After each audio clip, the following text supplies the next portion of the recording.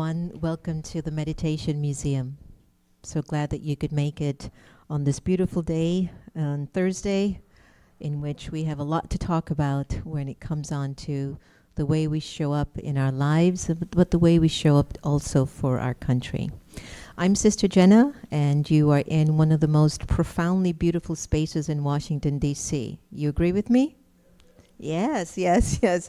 You know, who would have thought that a meditation museum in the nation's capital would have offered so much light and so much dignity to our particular community or city or state? And it's our pure intention that we can have a meditation museum in every state at some point, which would be an awesome beacon of light for the country at large.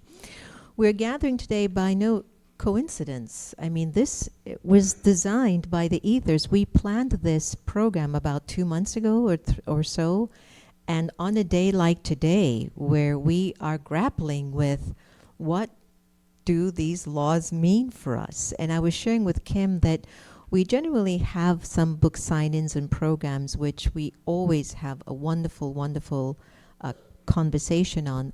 But when it came on to inviting the audience to look into the Constitution, we were struggling with wondering, you know, folks in the meditation genre should be interested in what's going on in our Constitution.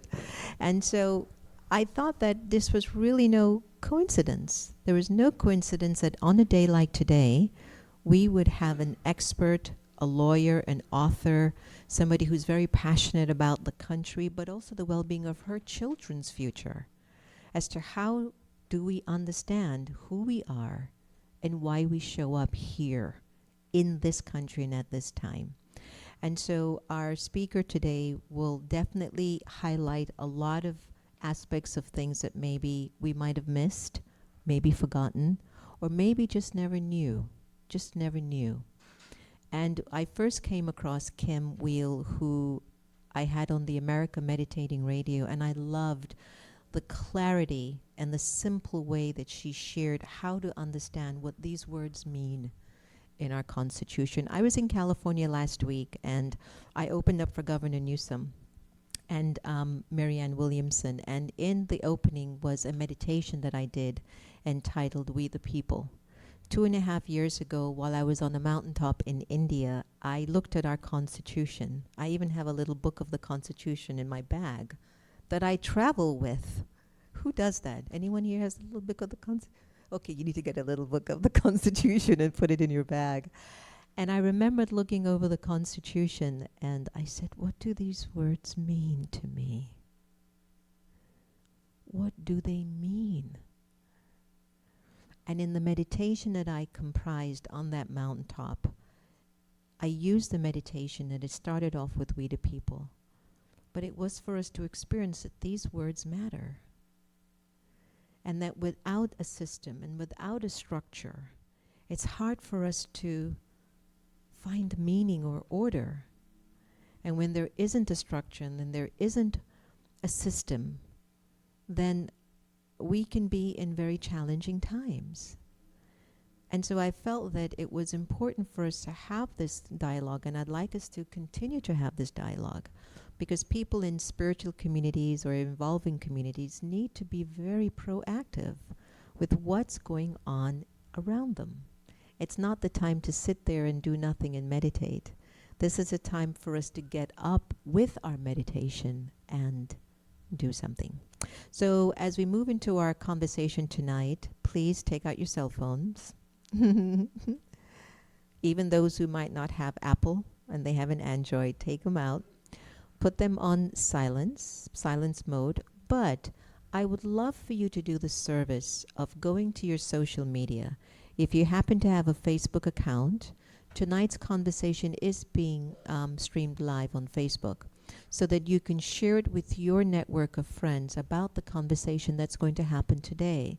There might be one person in your network that goes, oh, I didn't know that was our responsibility as a people, and share tonight's program. So just go to Meditation Museum, and it'll be shared naturally. Just press the share button, and it'll go to your social media link, and tell your friends to do the same.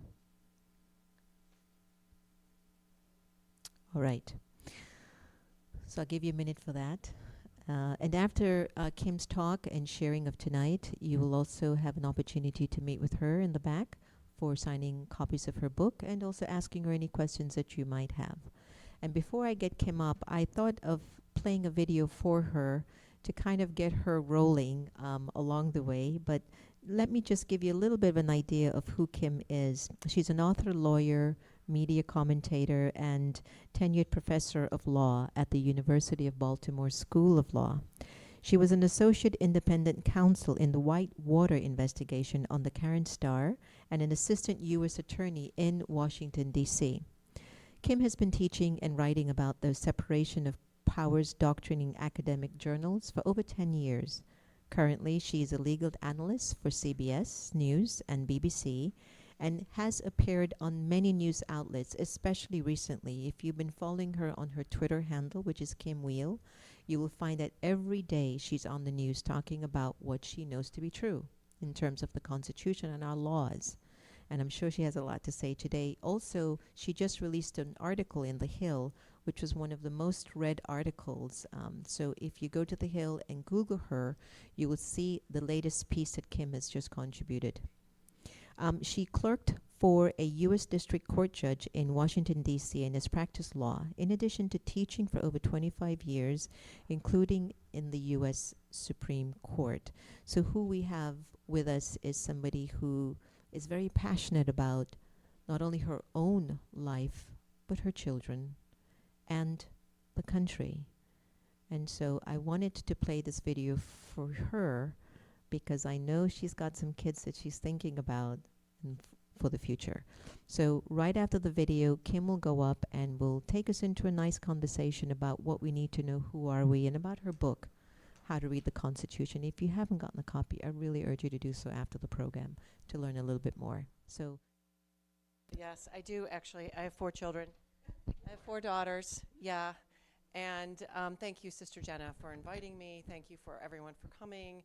I do agree with you. I think it's quite, I don't know, interesting that we're here in this moment on this day. So let me tell you why I wrote the book. So I was a lawyer and then law professor. I've been writing in academic journals for a long time. And about 2 years ago, I was reading the New York Times. And in the New York Times, there's a statement about the pardon power, the president's ability to pardon people for crimes. And the statement said that it's unlimited, that there are no limits on the president's pardon power. And I said, that's not correct. So I sat down and wrote my first op-ed in the Baltimore Sun. And then that led to more op-eds and then the television. And then at one point I said, you know what? There are a lot of people who don't really get this right. Even people who are, in the position to actually be educating the general populace. So I said, maybe I'll write a book. And it turns out a couple years ago, 3 years ago, I think the Annenberg Center in the University of Pennsylvania did a survey, and 2/3 of the people who responded could not name all 3 branches of government, which is the executive, the legislative, and the judicial branch. And 10%, I think it was Justice Gorsuch is out with a book recently, and he's reported that 10% of those surveyed believe that the TV personality Judge Judy is on the United States Supreme Court. So it doesn't surprise me too much because I find I've been teaching now 13 years, and each year the students come in with less and less basic knowledge, frankly. And in part because the way our teaching works before law school is about learning a lot of facts, right? Learning information. We might all know what each branch of government does, but there are 2 words in the title of the book that are very important.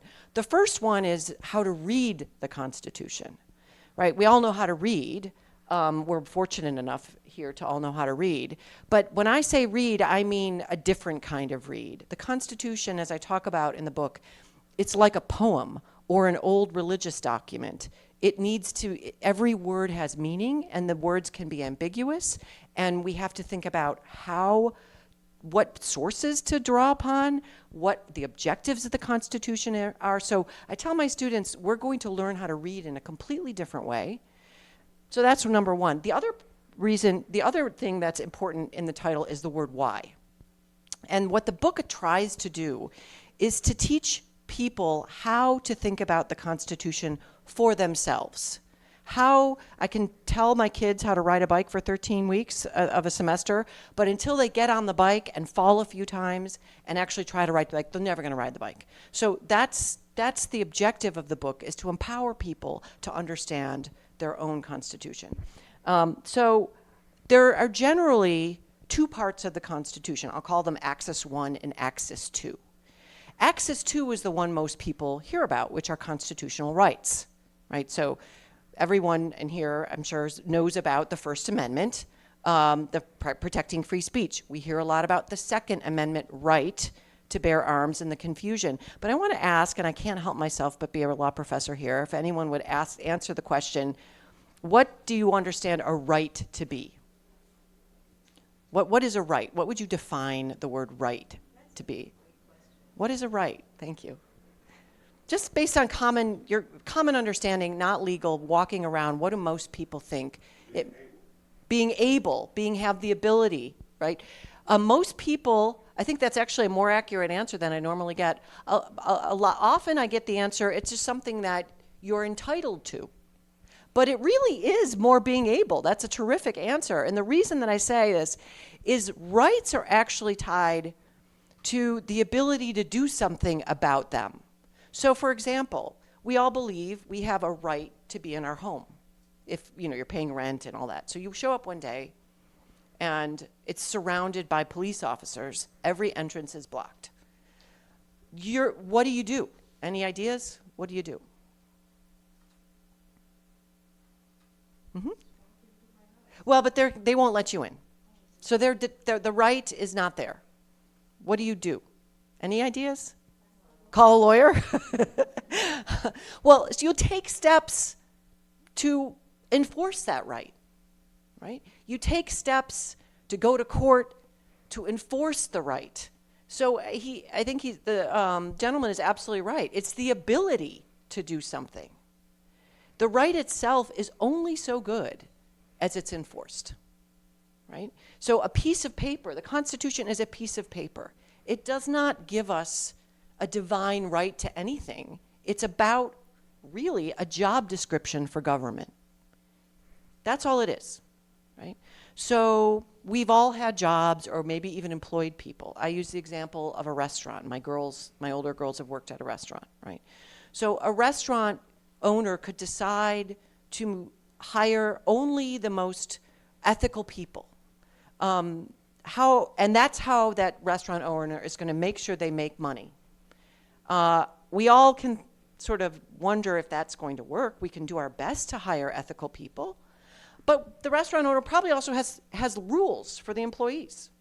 They probably say you can't steal from the cash register. They might even put cameras behind the bar, for example, to see if someone's taking something. The rules are there because if the money goes out of the restaurant will close, okay?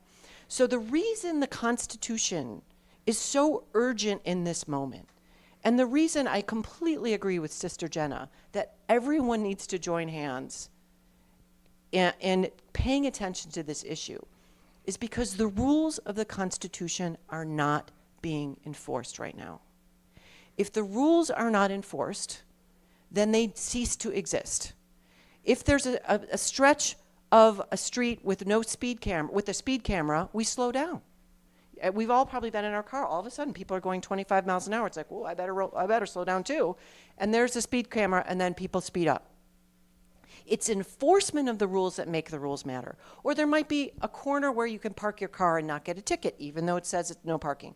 People park until there's a few tickets, then people stop parking, okay? So that's the Axis 2 of the Constitution, is about rights. Most people understand that to mean something that I just walk around, that it's just my entitlement, and that's wrong. It's about enforcing the ability to essentially keep government off your back, because the Constitution only basically applies to government, right? Axis 1 is the one that's most important in this moment, right? Axis one is what we call the separation of powers. Lawyers call the separation of powers. Or you hear about checks and balances. You might have heard about checks and balances. Axis one is the most important, really, I think, part of the Constitution, because that's the job description for government. That lays out the basics, okay? And essentially what the framers of the Constitution did in the wake of the Revolutionary War was say, we don't want King George III anymore. We don't want arbitrary government power where there's something called a general warrant. The government could come in, rifle through your drawers for whatever reason. The idea was we need to limit government power because, unfortunately, it's human nature to amass power, to entrench power, and to have ultimately abused power.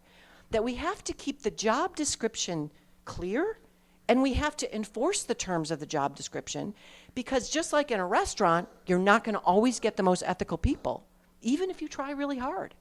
Same thing with government. That's the idea. So what the framers did, it's really, honestly, the Constitution is very much about psychology. That's what I tell people. It's about psychology, because the framers understood that it's human nature to amass, entrench, and ultimately abuse power. That's what people will do.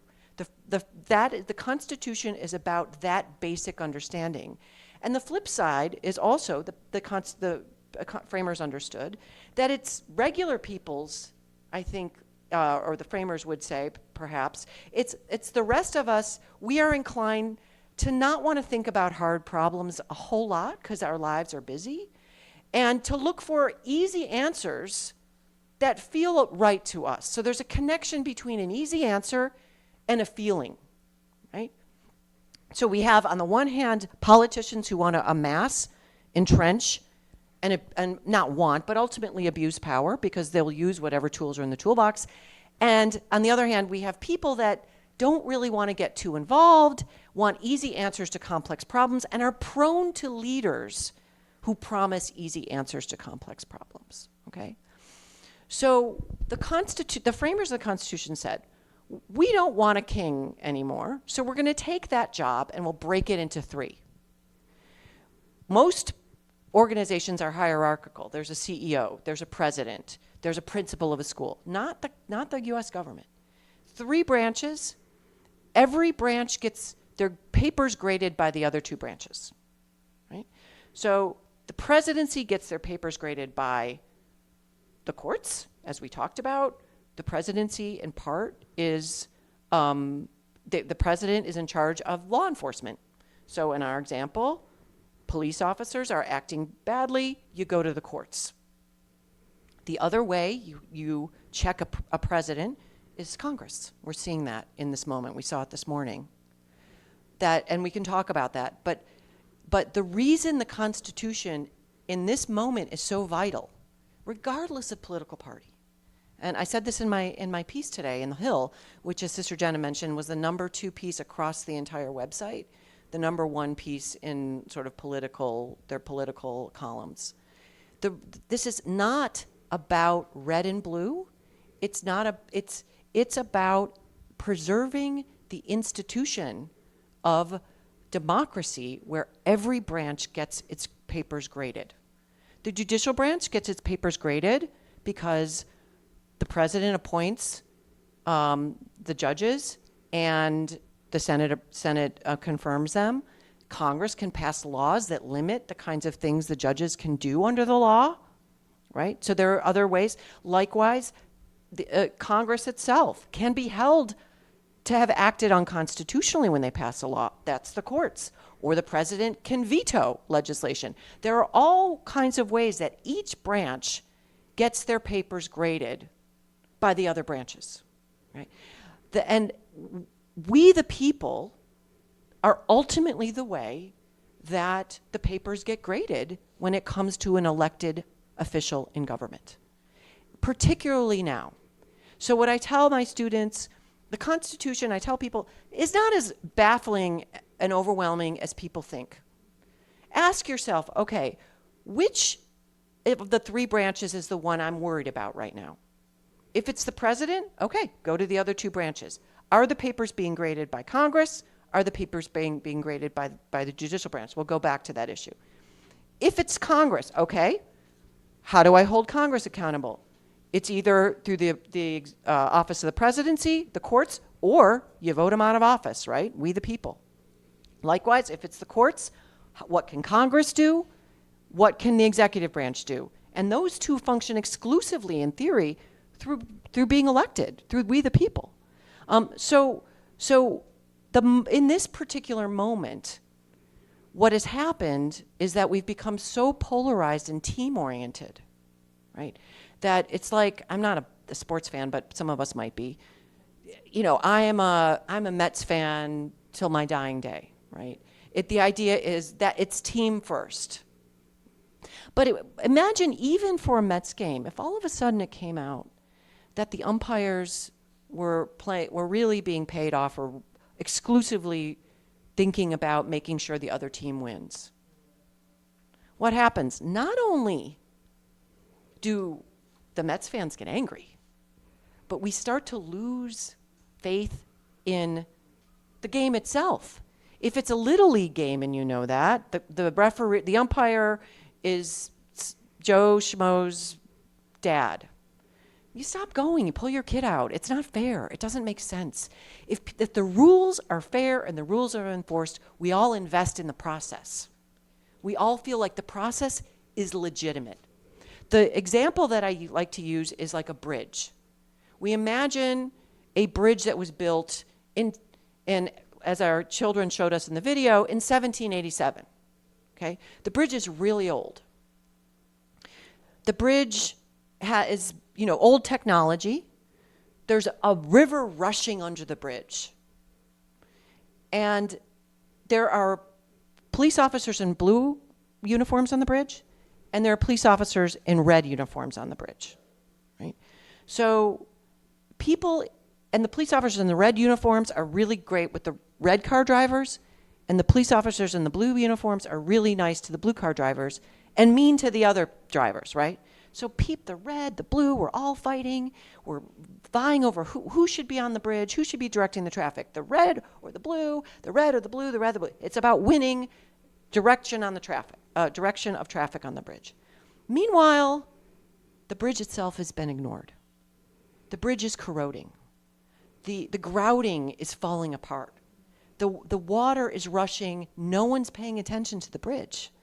The bridge is the Constitution. The bridge is the enforcement of the Constitution in this moment.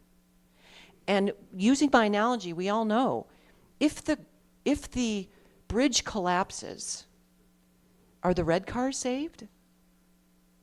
Are the blue cars saved? Are the police officers saved?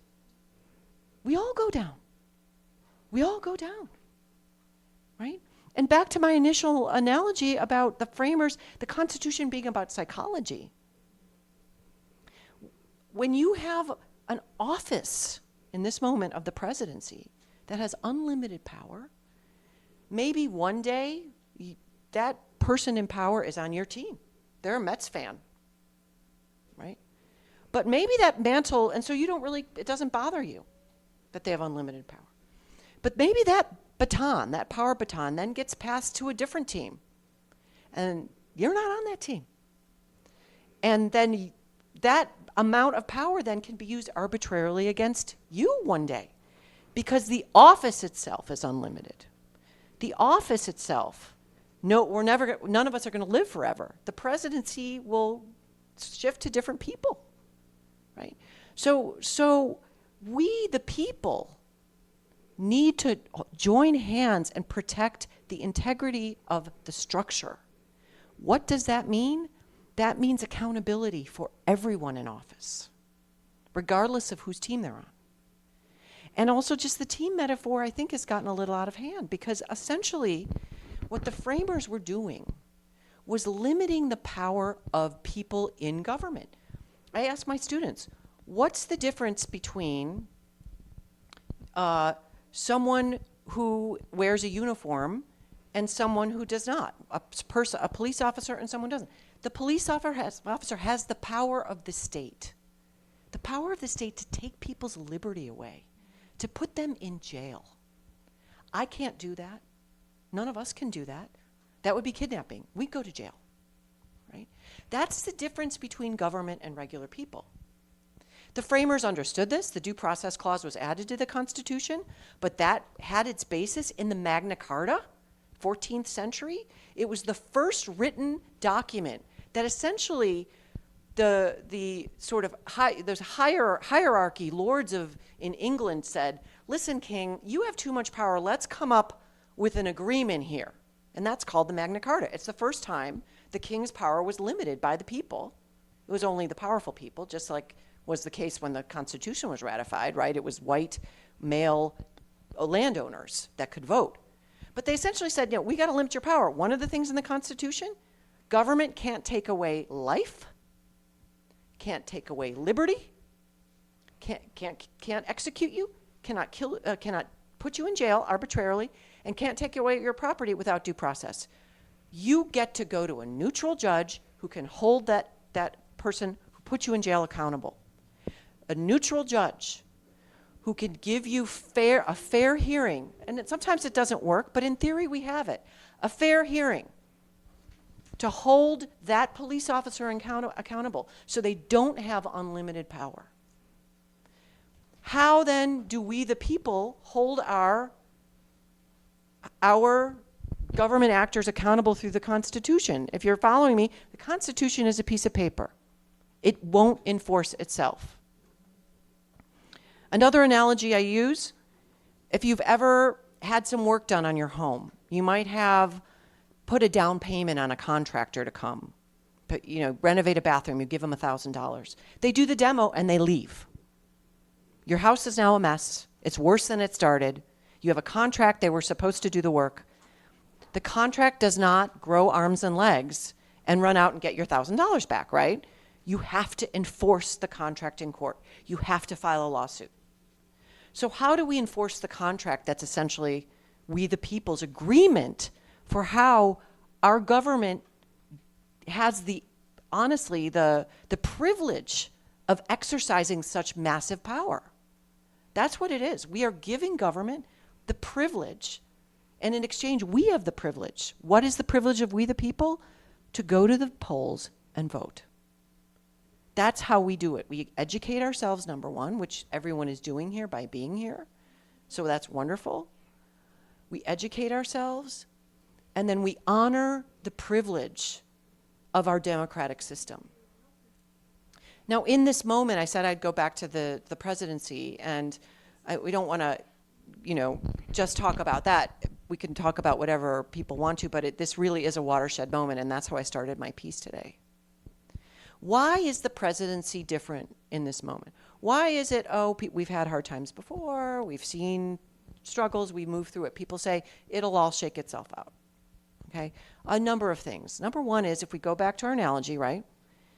If the president is crossing boundaries, which this president is, some people disagree on the number of boundaries, but there are boundaries that have been crossed. How do you hold that person accountable? Well, there's two ways. There's the courts. But as we know from the Mueller investigation, the Department of Justice, as a matter of policy, it's not a law, they follow a policy saying we will not exercise that power when it comes to the president. We won't bring cases to the courts when it comes to the president. So if there's a crime that's committed, the courts are out. So it's now a two-legged stool. We've got the executive branch and Congress. How does Congress hold a president accountable? Through impeachment or oversight. Oversight for less important things. When it comes to potential crimes, through impeachment. So what I argued in my piece today, if we want an accountable presidency, we have to pull the lever of accountability, regardless of how it turns out. It's less about this person in this moment, the man, what happens to him. It's more about protecting the integrity of the structure. Because if the Congress is not going to act, we can knock that leg of the stool out. So if we knock out the judicial branch, we knock out the Congress, what do we have left? We have a monarch.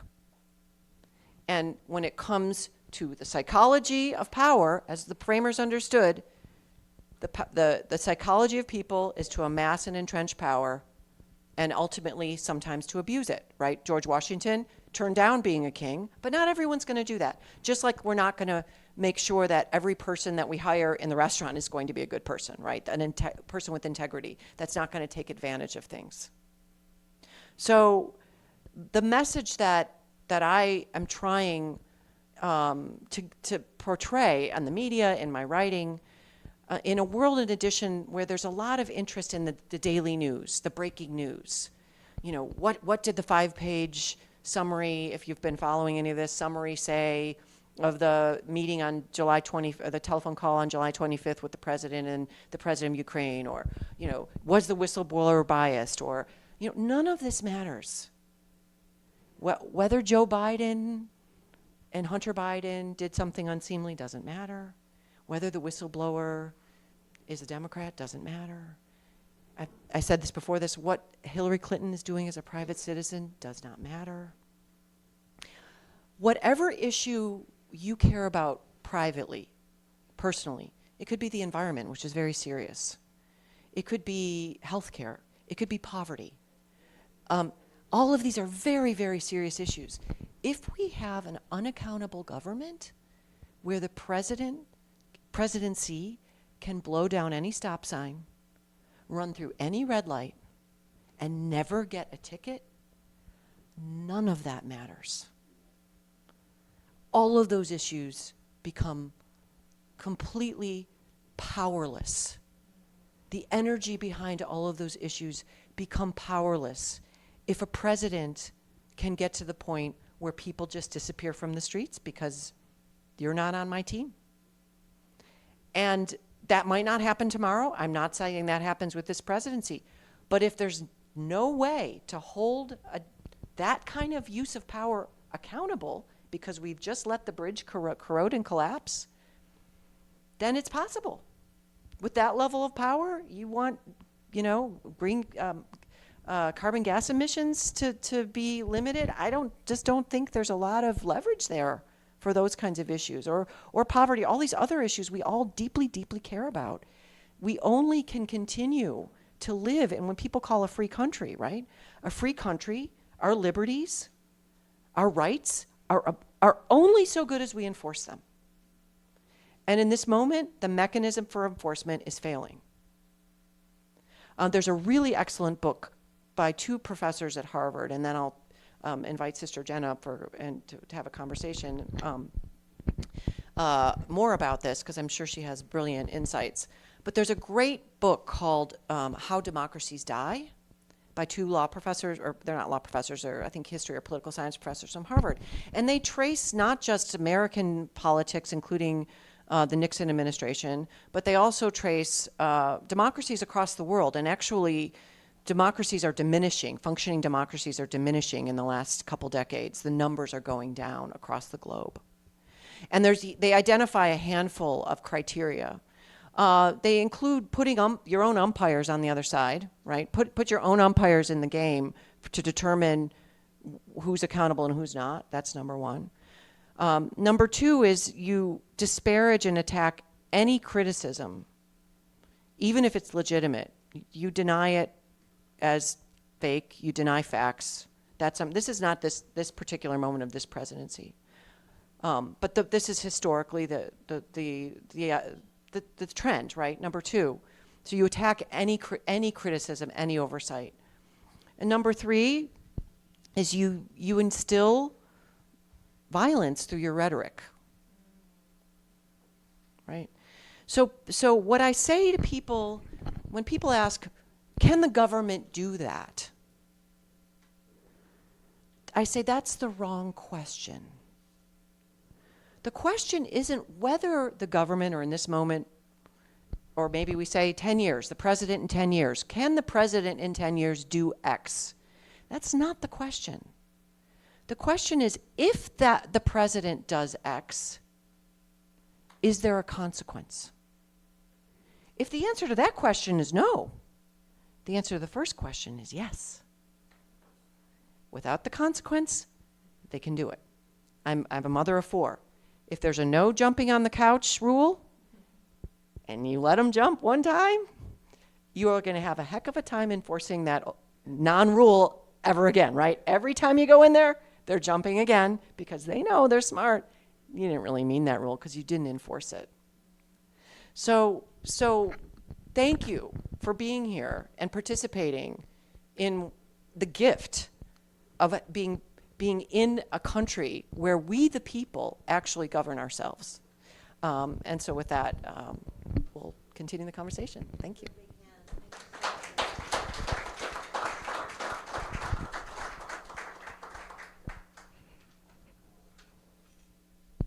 Thank you so much. Thank you for writing this book. Well, thank you for having me. Thank you. I was percolating a lot of questions as you were sharing. One in particular is, to what extent are we really feeling that we, the people, still have a voice? Because one of the things that we're observing is the power game and the power struggle that's going on, in which, and I don't know, it could just be me, it's just an observation, that it seems that when individuals get into a very profound position of power, there might not necessarily be an interest in what the people have to say. So as citizens of a democratic country, what do you say to folks who feel that they don't have the power anymore like they used to stand up for things that they feel are not right? That's an excellent question, and one that I get. People feel exhausted, people feel disenfranchised, people feel powerless, maybe even a little bit cynical. A couple things. One is, and I'll just say, I have another book coming out in July called What You Need to Know About Voting and Why. It's a citizen's handbook to the entire process so people can actually understand it. And the reason is that we did see in this country in November 2018, the House of Representatives go from one party to another with less than 50% of eligible voters voting. There are a lot of obstacles and problems with voting that we can talk about. We know about them. Gerrymandering, money in politics are two major ones. Voter suppression efforts that the Supreme Court cleared in 2013 effectively in a Supreme Court case. But if that number were in the 90s or in the 80s, you know, there's power in numbers. If there were huge numbers, I have to think if we can see a shift in one house of Congress in this moment with less than 50% of the population participating, if that number was in the 80s or 90s, I have to believe we'd see some kind of change. In other countries like Australia, it's mandatory, but it's on a Saturday and it's a celebration. They have barbecues. It's a party. It's a celebration around that right that they have. So that's number one. Number two is what I say, and I had this question recently at a university I spoke to, is that the syllogism that if you do nothing, nothing happens, doing nothing is nothing. I mean, outside the spiritual world, of course, I think that really does come into play when it comes to what we're talking about today with taking back government. Voting is still something. Not voting, and people have asked me, well, can I protest through not voting? I'm like, no, actually, that's entrenching power, but that's not exercising we the people power. And honoring being in this democracy, I think, is also a reason to vote. Thank you for answering that. So how do we respond? How do we respond? How do we show up, Kim, with the Constitution in mind, when we are at a particular time where our faith and trust in government has waned? And a point that you made, that if no one's really accountable and people are beginning to realize that, well, if he's not doing it right, why should I bother? We are in a very, very delicate time where it's just for myself, every man for himself, right? So how do we show up to support the things that are important to us as constituents in our particular districts or areas, knowing that the Constitution gives us the right to have a voice and to speak up? Well, I think there is, It's we don't know where to start. Right. So we're starting right now with this conversation. Education is absolutely vital. And the late folk singer Pete Seeger said, we all need to, in our lives, learn how to speak with someone who disagrees with us. Mm-hmm. So one thing I tell people is to think about candidates for office that are willing to compromise, that are moderates, that understand that in any relationship, if you want to get closer, you have to give some things up because we're all different. And in our relationship with our government and with our relationship with we the people, with other citizens, you have to give certain things up to preserve the treasure that is democracy. So it's trying to encourage a shift from black and white thinking to understanding that it's nuanced and complicated. And especially this kind of community is skilled and experienced in having those kinds of conversations with people. And I think that kind of energy is really important to get out there. And the other part is, honestly, to vote, to register, to show up, to help people who can't physically, aren't mobile to get to the polls, might be elderly, people that don't understand that there is a community to connect with around that process. Yeah. In an age of technology, and many of us have found comfort in our worlds, whether it's on a cell phone or on a laptop, we're okay. This is my world. You can do your thing. World War I, during World War II, people looked out more for each other. People were there for each other. Food wasn't easy to come by. Water wasn't easy to come by. We weren't feeling always 100% safe. So people were looking out for each other. We're in a time now where we all have basically our own cars. We have homes. We can dress well. We've got a cell phone. We're comfortable. And as a result of that, an observation, and you can correct me if I'm wrong, there's been an observation from my eyes is that we're so comfortable, we don't make many sacrifices anymore. We aren't as supportive or helpful towards each other as much anymore. I mean, people still come to our house without calling. And if you have to call to come and visit, it feels weird. But those days are over where we could just go to our neighbor with a gallon of milk, even though I'm lactose intolerant, to basically just check in. You all right? You need something? Remember those days when I remembered when I used to visit my father in Jamaica, he would just call next door neighbor. If you had milk, I'll get you for tomorrow because I missed the milkman. I'm living in McLean. I mean, the next house is like a mile away. I'd have to jog, and really, hopefully they would feel safe with me asking them, could I just have a glass of milk? So we're in a society now that we're not, I don't know, and I could be wrong.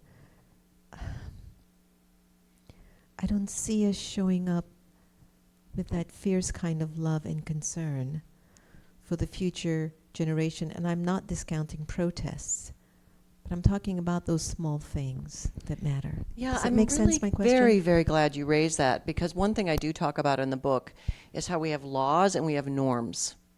So there are certain places in our society that you don't dress for the beach, right? You go to the Kennedy Center, you don't dress for the beach, not because you're going to go to jail, but because it's sort of the value of civility that we adhere to. And there's a lot about the law that is about ethics, and there's a lot about when people talk about the American values, they're nowhere in the Constitution. The Declaration of Independence is not a law.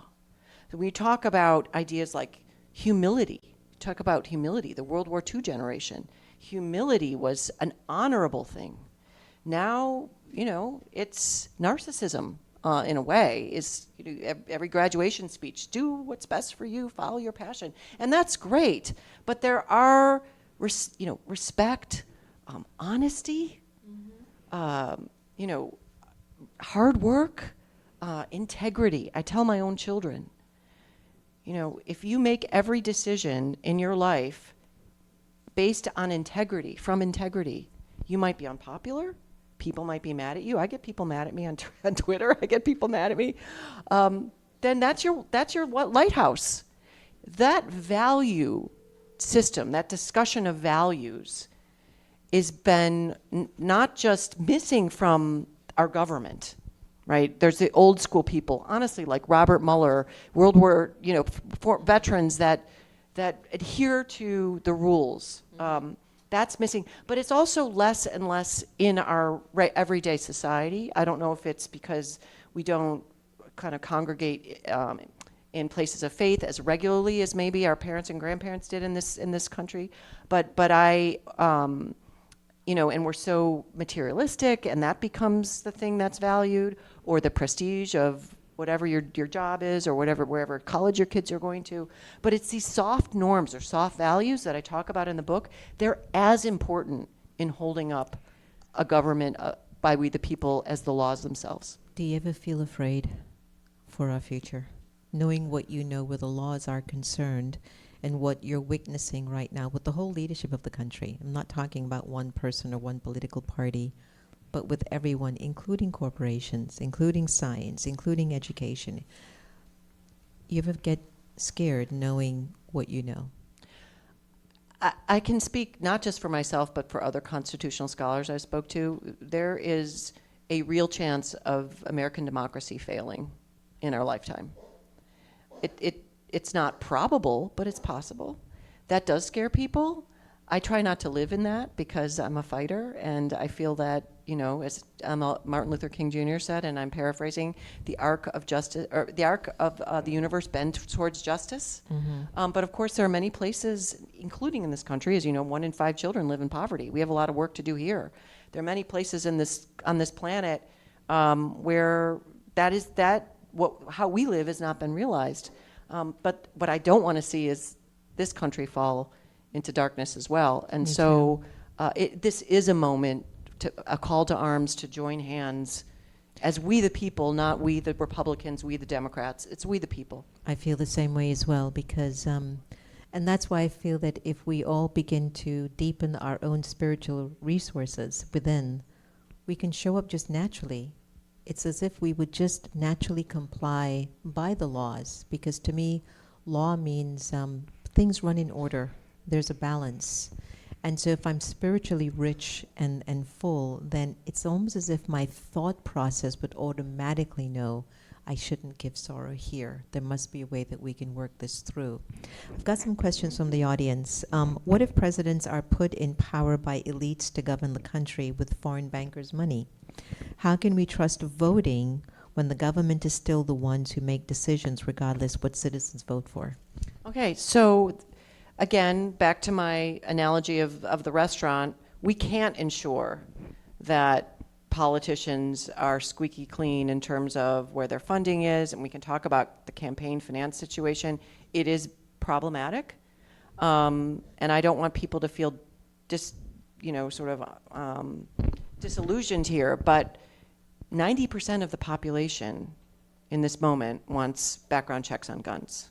We're not getting it. So there is a disconnect between voters and our elected officers. That's what I'm saying. So if it's no longer we the people and no one's listening to the people, then there really is no more constitution. Well, my answer is we got to take it back. We have to get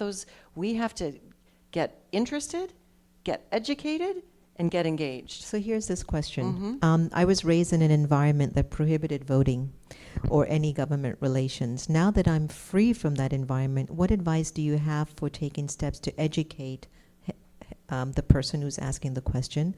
Because for them it feels all overwhelming. Yes, and thank you for that question, which is a reason, frankly, that I'm writing the next book, because it is quite daunting.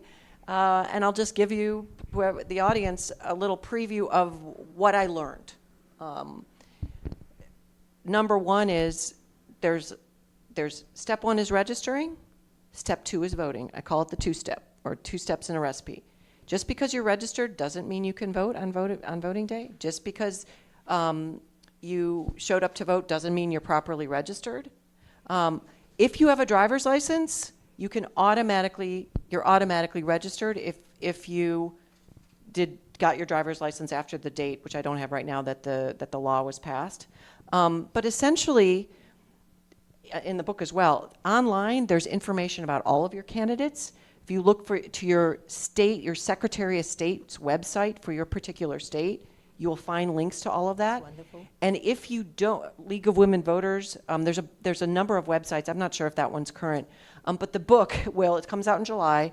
The book will have a state-by-state multiple charts, what you need to do to register, when you need to register. There's also processes for taking people off the rolls, so it's going to explain how do you maintain your registration, and also how do you run for office. Another way we the people can take back government is to start running for things. I know some of us like to be kind of private. I tell my law students I used to be afraid to speak in public. This isn't always how I've lived for lots of reasons. Sure. But it's not just federal government, it's local government, it's your school board, it's your city council, and of course state level. Get involved. And also, if you want to work from home, I mean, Wisconsin, for example, battleground state, some of these states, you can basically do calls and work from your home. Yes. And help get out the vote in the states that really matter. Because one of the things that's also a little bit disheartening is that only because of the Electoral College, only certain states are really shifting the presidency. But that doesn't mean there aren't other people on the ballot that matter. Exactly. So could you talk a bit about the framers' understanding of the Supreme Court, particularly in relationship to lifetime appointments? Great question, too.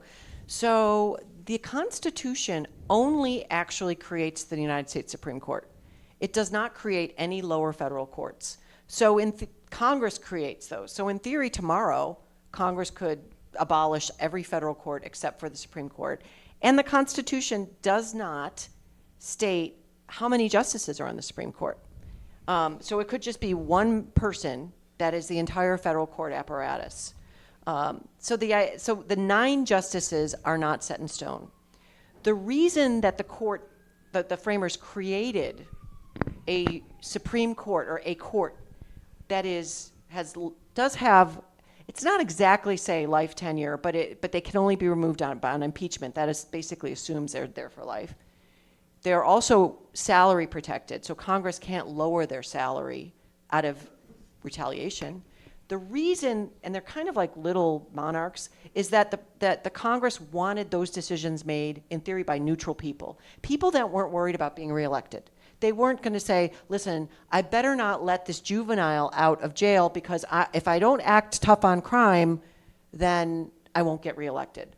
That's the theory behind the Supreme Court, is that it protects some element of independence, but it's not that it's that's not a sort of problematic institution with some problems, and it has become more politicized, which I can talk about.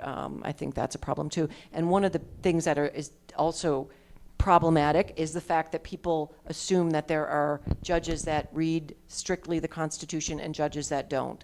That's a myth. People vote on that basis. It's inaccurate. There are judges who pay more attention to history, pay more attention to historical documents like definitions in dictionaries at 1789. But just like you read a historical text, or just like you read a poem, just like you read a religious text, you have to interpret. And judges interpret. And that I talk about that in the book, and I get in trouble for that. But I believe that firmly. It's a myth. It's a delicate place. Sometimes when we talk about these issues, it can feel overwhelming, but I want everyone in the room to know it's calling us to be fiercely loving and clear. I don't think we should feel succumbed by the intensity. I think we should be fired up to know we have the capacity and the power to shift things in a way that is beneficial for everyone. And if we get strayed by all of the negativity that's towards making it seem as if we're powerless, it just means we weren't fierce enough in our love and our capacity to show up in the way that we need to. So I just wanted to emphasize that because I don't think it's anything heavy. I think it's time for me to step up in a way that things do happen. And it goes back to something that you mentioned earlier, your bridge analogy. How do we as people, which is a great question, by the way, whoever drafted this one, how do we as people in separate teams focus on the bridge, water, etc., while retaining the ability to get the things we care about, such as being able to cross or having our own police teams, so to speak, when we find that two arms of government are unable to check the remaining one? What are some steps that we can take besides voting to exercise and preserve the Constitution? This is a great question. It is a great question, and I would say send out that message. I mean, I'm one of the few people on the national stage that is talking about the structure and why the structure is matters in the moment, not the man. And I've been on C-SPAN and places where I have callers from various political parties, and if you talk about it this way, logically, makes sense in their own lives, people get it in a different way. This message is not being made because we're worrying about the tree falling down, the latest tree's on fire, the latest tree's on fire. Meanwhile, it's the forest. So in addition to the practical things you can do, share the message of the book. I also did the audiobook. So if people don't like to read, they can listen. I do op-eds on all these issues. There's multiple ones, not only on my Twitter feed, but on my website, kimwehle.com, where share one of these where I talk about the structure and why it matters. So people can say oh, wow, I haven't heard of it that way. I have students come up and say, wow, Professor Wehle, that just made me think about this in a completely different way. Mm-hmm. And what I tell people is, challenge ourselves to change our minds on things in our own lives. Children are really good at that. Yeah. Older people, not so much. It's confirmation bias. We look for evidence that supports what we already believe. And if we can change our minds, maybe some other people can change their minds and think about this in a different way. And I agree with you. I think there's a lot of positive energy that could go towards shifting this in the direction it needs to.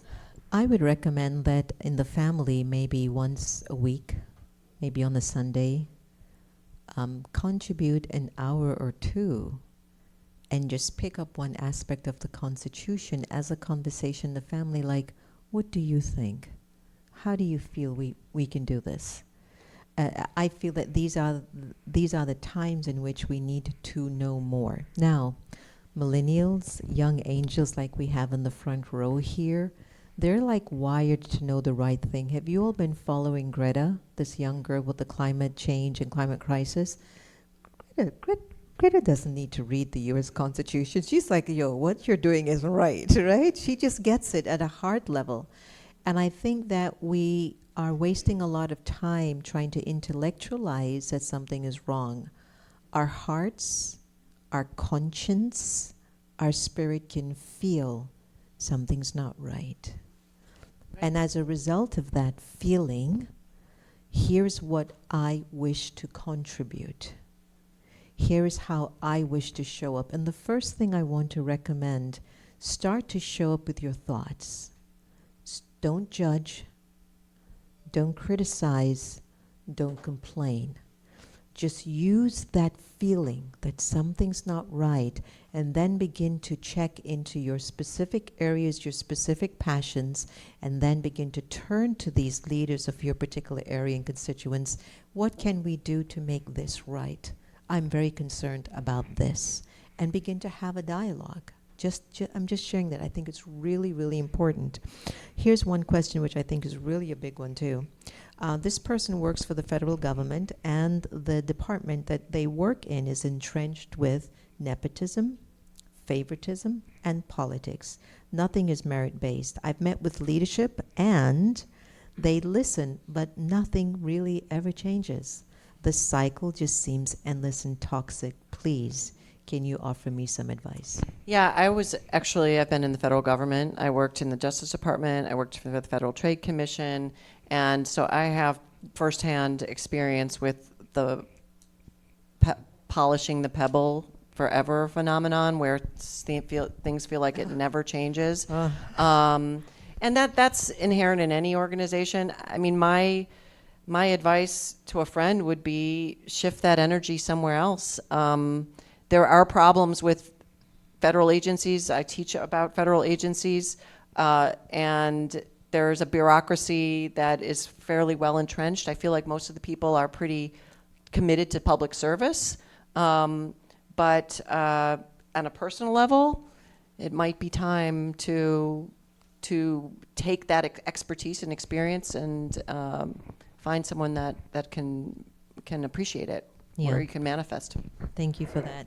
I have to tell you that one of the things that I'm definitely taking away from our conversation, apart from a lot of other things too, and I don't know, how did you feel when Kim was sharing, after a while, if particular powers in leadership are no longer being accountable for their choices or their decisions, people begin to just feel like, well, if they're doing it, I mean, what's the use? What's the big deal? I mean, they're getting away with it. I might as well. Where does that really leave us? As a nation, you stop trusting. And trust is one of the most fundamental powers of the human spirit. To walk and live in your home, in your country, in your city with trust is a huge power. And so I'm inviting everyone in the room to really talk to a friend today, to really look at the book, and to go online and to contact Kim to find out questions. What can we do? Where do we go? One of the things that we've started to do at the Meditation Museum is that we are in the midst of beginning to give quarterly reports to all of the all the constituents, all the leadership in our area, to let them know of the work that we're doing, because we think they know, but they don't. They will only know what you're up to and what you believe in when you let them know you're here. When you let them know that your life matters, your vision matters, your goal matters. So tonight's conversation isn't about knocking anyone down, all right? So I hope no one felt at all threatened or hurt by the conversation. Today was about us coming together for we the people, and to find ways in which we can show up and help each other up. I was listening to the song from Beyonce, and I was looking at the beautiful diversity and inclusion of the people in that video. And I just got a little bit emotional and touched, like, oh my gosh, that was such a beautiful time, And I look towards not an emotional state for our future. I believe emotion, logic, power, all should be balanced. But I'm still grappling with the why. How can it not be seen that we do better when we just help each other, versus when you don't belong to me and I only need you or under me. And I know that's been around for so many thousands of years. Always somebody needs to be up top to feel like they're in charge, and always somebody needs to be at the bottom. Now, what if we were to consider this? Whether or not I'm cleaning your floor or flying your airplanes or running your country or pushing the papers to run your country, what if each of us in our positions and our roles just had our own self-respect? Would it matter? Will you feel that you're on top of me or I'm below you? If you have self-respect and you have self-respect and you have self-respect and you have self-respect and you have self-respect, and you're cleaning the floor with self-respect, does it matter if I own that building? It won't. And if I'm running that building or running a company with self-respect, will I be rude to you if you're pushing papers for me? Or if you're cleaning my floor? I learned from a 13-year-old that he says, Sister Jenna, I know in Washington there are a whole bunch of VIPs, but you know what? If my car is broken down, the President of the United States is not going to fix my car. It'll be a mechanic. And he said to me, if we consider everybody a VIP, the world would be a better place. And I just said, from the voice of a 13-year-old. Made sense. And so, without further ado, could you please give Kim a very big hand of applause? Thank you. One sec.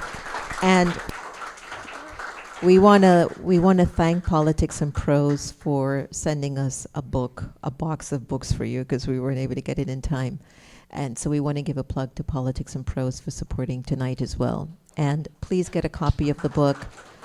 Kim will be available to sign the book behind, in the back in the cafe. And right before you go, give me 1 second. I'm so happy to have Petra in from Czech Republic, but also Sweat and Glow Yoga Studios. You still do that? No? Sweat and Glow, you don't, not the yoga studios, right? But you're from, okay, so it's good to have Petra here with us.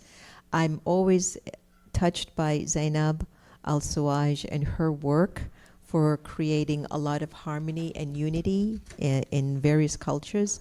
A brilliant mind, a brilliant woman, somebody who has shaped and made changes and has come to this country because of its constitution, what she believed in this country meant. Coming out of a country of a dictator, she's not expecting to walk into another dictatorship. When we migrate from our countries, we come to a country not because it's worse than the one that we left behind. And how many of you have migrated from one job to another job? Hands up. How many of you have migrated from one relationship to another relationship? Hands up. How many of you would like to migrate from a relationship to another relationship? So we've all migrated in one way or the other. And sometimes when we go into new environments, it can feel a little bit uncomfortable. But for those of us who are even raised here or have migrated here, I came here when I was 4 and now I'm 50-something. So all I know for over 50 years is this land. I've been to 93 countries. I come back here because of the things that I have loved about we the people. And so what do we need to do spiritually? I think first, as Americans, we've got to work on our thoughts. Second, we've got to bring our good thoughts in action. And then third, we've got to get smart and fierce and make sure we don't let the bridge collapse, because everyone's going down. So thank you again. Thank you. Thank you. It was her first time in the Meditation Museum. She did it. And give her a hand. Right. Did you enjoy the conversation? Was it informative? Okay. So when it comes on to spirituality and meditation, it also invites you, be conscious and be active as well. Don't become too laid back and say, well, I'm going to meditate and the world will be better. Yes, but meditate and activate, okay? Just get active. Just don't sit there and do nothing. So just for a little bit, we'll just pause for a little bit and close off with a meditation on We the People that I did. And if you're interested in the album that I produced called Inclusion Revolution, it took the Bill of Rights, the preamble, the Constitution, the resistance movement, and I did a meditation on it with a hip-hop artist. Talk about inclusion, right? So please get a copy. It's all for charity. And feel free to support the museum before you leave. And let's just hold a moment of silence. And thank you all for coming out again. I really appreciate it very much. And to be continued. We the people of the world, in order to create a more perfect self and world, we are born to create a good life, one of wealth, happy relationships, and a healthy mind. I, the soul, am a citizen of the world. I promise to promote inner well-being and to secure a life of blessings, freedom, unity, and respect. So as I sit here in a state of true inner freedom, I allow the experience of the real me the true me, the true beauty of the soul to emerge. And I acknowledge the true worth and the true beauty in everyone who shares our world. I choose to share good wishes and pure feelings with everyone I meet, because I, the soul, am a well-wisher, and I am true in sharing good wishes when I walk and move around during the day. So let me sit in the consciousness of remembering that we, the people, are all citizens of good wishes, emanating pure feelings, peace, purity, and inner freedom.